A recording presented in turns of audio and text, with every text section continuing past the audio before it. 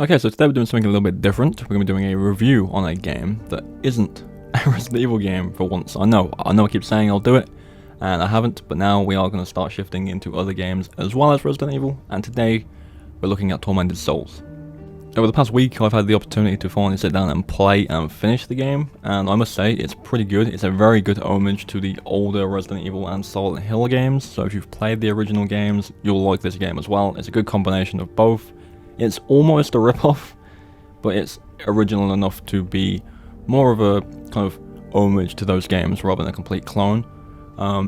Mostly positive game. I would say there's not many issues I have with it. Some of it's more design-based and puzzle-based rather than anything else, but we'll talk about that later.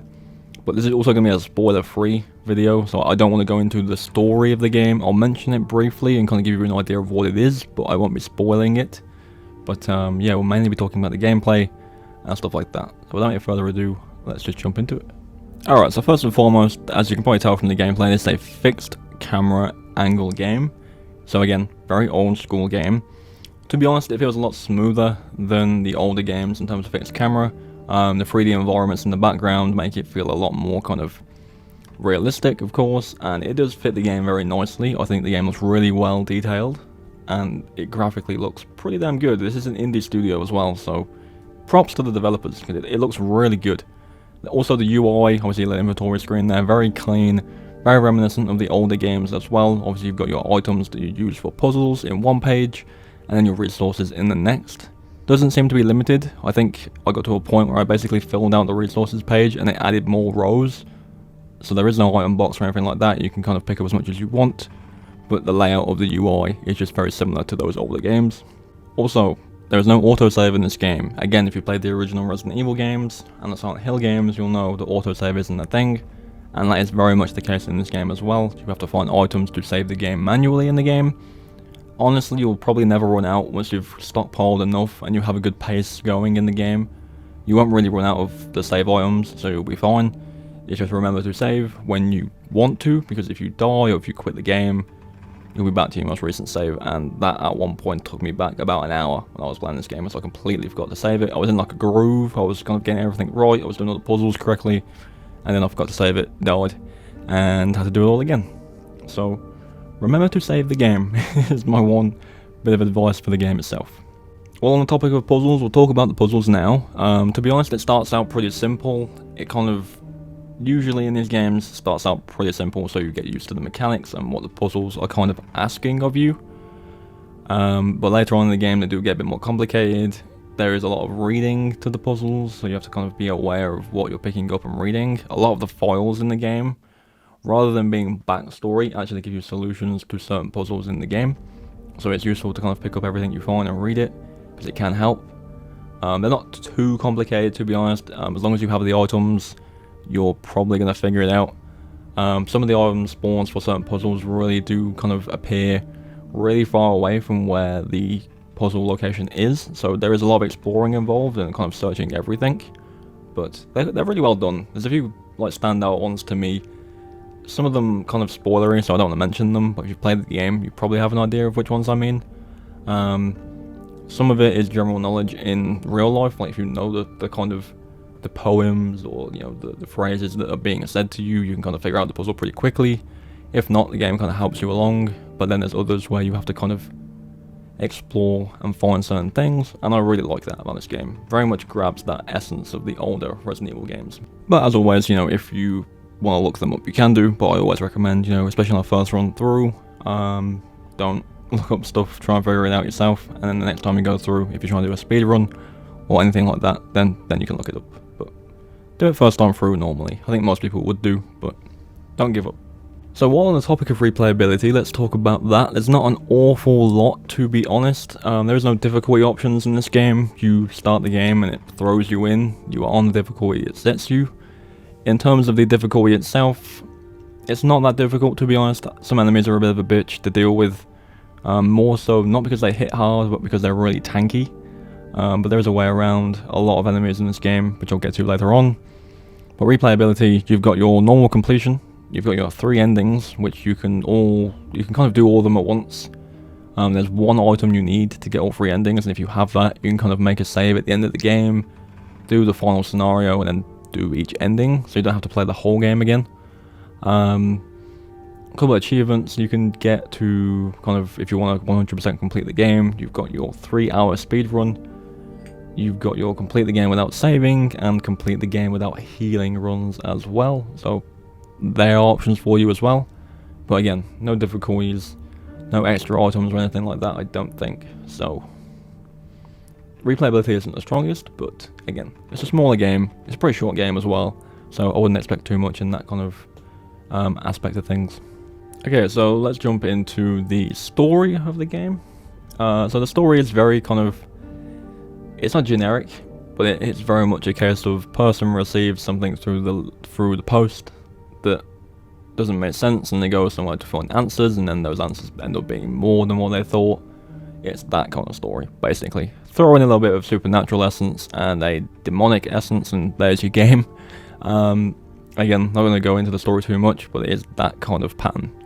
Character finds or receives something that's out of the blue, goes to figure out why this thing has been sent to them, and then the game progresses, and you find out more about your character and what's going on. So, story, kind of basic. Pretty good though, pretty well presented. A few twists in there as well, some of which you can kind of see coming if you're paying attention. And I enjoyed it, personally, I did enjoy it. Speaking of paying attention to the game, do not skip a single thing in the game. In line with those older games, it doesn't really give you a direction on where to go. If I can kind of recall, Resident Evil did kind of give you an idea of what to do. Obviously with the keys you get in order, you kind of progress into rooms that give you more keys, and then you can kind of go into the extra rooms. This game doesn't really do that. There is like one key in the game you need, and you don't get it till like over halfway anyway, so you can kind of go everywhere. There is certain key items you need to get into doors, but there's no key system, so you're pretty much available to go anywhere you want straight out the gate.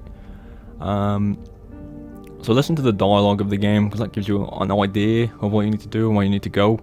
And if not, you'll just be wandering around, wondering what to do. There is a very certain part of the game that comes to mind where I was literally looking around for an hour and then realised what I had to do. So pay attention to what's being said, and it will give you an aspect of what needs to be done next. So let's jump into the more negative sides of the game. There's not many, but there's a few things that kind of throw you out of the game a little bit. First of all, talk about the enemies. Very tanky enemies that do a decent amount of damage. Not a massive amount of variations. You've got your crawler enemies, your bigger, more heavy hitters, your kind of ranged enemies as well, and there are certain enemies that block paths that you need to get rid of at the same time. Again, they don't do a massive amount of damage. I think you can take 4 to 5 hits maximum in this game until you die anyway. So kind of like the original Resident Evil games as well.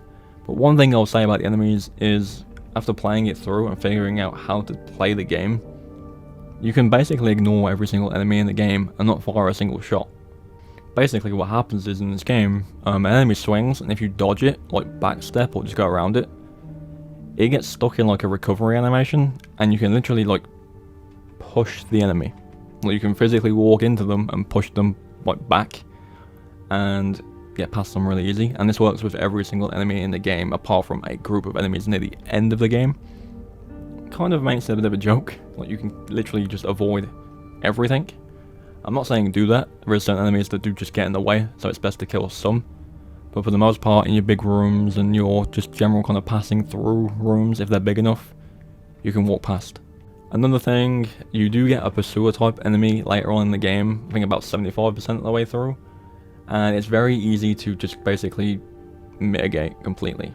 And all you need to do is leave a room as soon as you hear the music of the enemy. Like, as soon as you enter a room, you get this like sudden deep music that this thing is in there. If you leave the room and then come back in again, 90% of the time it's gone, and you'll never need to see it again. And you just keep doing that every time it happens, and you don't ever have to encounter it. Kind of a joke.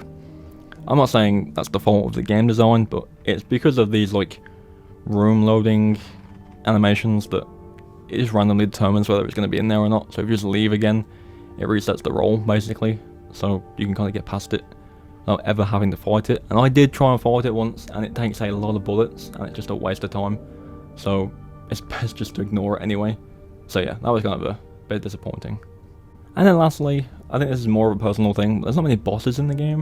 I think there's like the final boss and then one big enemy about halfway through that's not really a boss. It's one of those bosses where you fought it once and it becomes an enemy later on that's just kind of there. I don't know. I think it's because I'm so used to Silent Hill and Resident Evil having like bosses at certain parts of the game until the end, but in this game there's not one until the end. That's just me. Ammo economy is perfectly fine to throw a few bosses in there. You basically don't really run out of ammo unless you're really overdoing it with killing things. But you know, same as any game like this, if you don't kill everything, you'll have ammo basically until the end of the game anyway. So yeah, it's just nice to have a few bosses in there every now and again. But there isn't, which is fine, because again, smaller studio, so I can't blame them. But it's just my preference. I would rather have a few bosses in there as well. But that's basically it, you know, that's the game really. It's not a long game, it's not in depth, it's very much reminiscent of those older games, so you kind of know what you're going into already. I would probably give it a good 8, you know, good 8 out of 10. Story's good, visually looks great, very much captures the essence of the older games, which I really like. I always preferred how the original games played in terms of limited inventory, limited saves and stuff like that. That's why I like 2 and 3, 7 so much more than the rest, because it's just how they play. But yeah, if any of you have played it, let me know what you think. I'd be interested to know if you have a different opinion to me. In terms of the studio itself, hopefully they release more games like this, because it's really, really good. There is a couple of smaller games that are survival horror focused, that are more inspired by the older games that we know of, that I want to try. One of which is Daymare 1997 is what it's called, I think. Yeah, I want to try that one out as well. There is a sequel coming out for that, I believe next year, so I'll be checking that out. And there are some other smaller ones as well, so I'll be checking some of those out. But yeah, let me know your thoughts on Tormented Souls down below in the comments. Thank you for watching, and I'll see you all in tomorrow's video.